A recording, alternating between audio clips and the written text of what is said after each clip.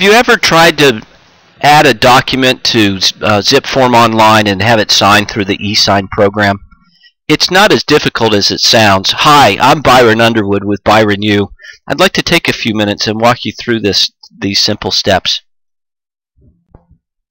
First, of course, you have to sign into Zipform. So go ahead, open your Zipform, put your username and password in there, and hit sign in. Once you're in there, choose a file that you'll add a document to. I happen to have a file called Bob. It's what I use for practice. You could create a new transaction if you want to, but go ahead and open a file where we can add a document to it. Once you're in there, up in the toolbar is the eSign tool. Go ahead and click on that. You get a drop-down menu. Click on the sign button, and it takes you to this page. The first thing that we have to do is remove all those documents that have been pre-checked for us. So I uncheck that top toolbox or box, and it unchecks everything. And then what I want to do is click on that bottom box where it says Add PDF Document. When I click on that, then it takes me to a browser to go find a file that I've already saved. So I have a document maybe someone has sent over to me for signatures already because it's an offer and the buyer's already made the offer and sent them over and the seller wants to sign them and accept them.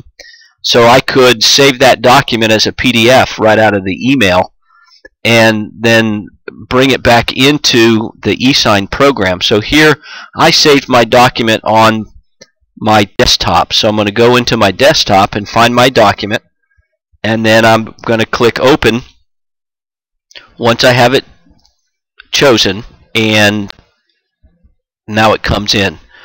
So who do I want to send this to? Well, it has all those boxes checked and everybody's highlighted, and there's really only 3 people involved. So I unchecked the box there in that middle red rectangle where it says enable disable, and instead I just checked buyer 1, buyer 2, and the listing agent. The document that I'm practicing on happens to be the broker notice to buyer tenant, and so there's 3 of us who are on there, the 2 buyers and the buyer's agent, or here it says listing agent. Over on the right hand side you'll notice that you can change the order of who gets the document first, second, or third. So if you highlight that person, you can use those far right up and down tabs to change the order of who signs it. When you're done with those, then you just hit that continue to ZipLogic's digital ink button. Oh, did you notice on the left hand side right above where it says add PDF, there's our PDF file. You see it there? We did what we were supposed to do. We brought that file in. So now we're ready to go ahead and continue. Go ahead and hit that continue button. Ready? Hang on a second. It'll get there. It might take it a minute or two to get to the next page. It's loading. The bigger the document, the longer it takes. Once it gets there, we get to this screen right here. Congratulations, you made it to the document added section, and now we're ready either to manage the document or manage the signatures. If you click on manage the document, it'll show you the document that you brought up. It's not a bad idea to look at it because sometimes we bring in the wrong document by mistake. So go ahead and take a look at it by clicking the manage the document button, and then come back over after you do that. Close that.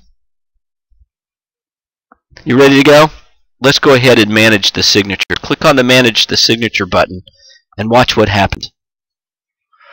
So now I'm in my broker notice to buyer tenant, and I had to scroll down to get to the bottom of the page. There's 2 scroll bars, and I had to use both of them to get down there. I've already added, you'll see up in the party list, the buyer 1 is highlighted with that brown. That means I've already added a sign button to it. You see it down there below Chris Client? It's purple. I clicked on the sign and date button in signing tasks. I like putting the date in there. So if I click on buyer 2 and then I click on sign and date, I can drag that signature and date line over to where the second buyer is supposed to sign it. So you do that, and then you can spread it apart too. And you notice how I've got mine. I probably could make my date a little bit smaller, but you can manage the size of those. So the third would be to add the listing agent or the buyer's agent. Slide that down over where the salesperson signs it. You got it? Okay, when you're done, go ahead and scroll back up to the top so that you can hit the send button. This is the cool part. Ready? Congratulations, you did it. So that's not so bad, is it? In about 5 minutes, we added a document to the digital ink program so that we can have it e-signed right out of Zipform.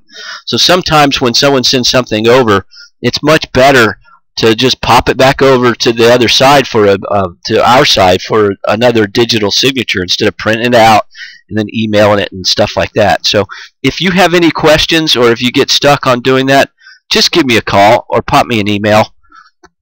Thanks for your time. I'm Byron Underwood with Byron U. Here's to your success.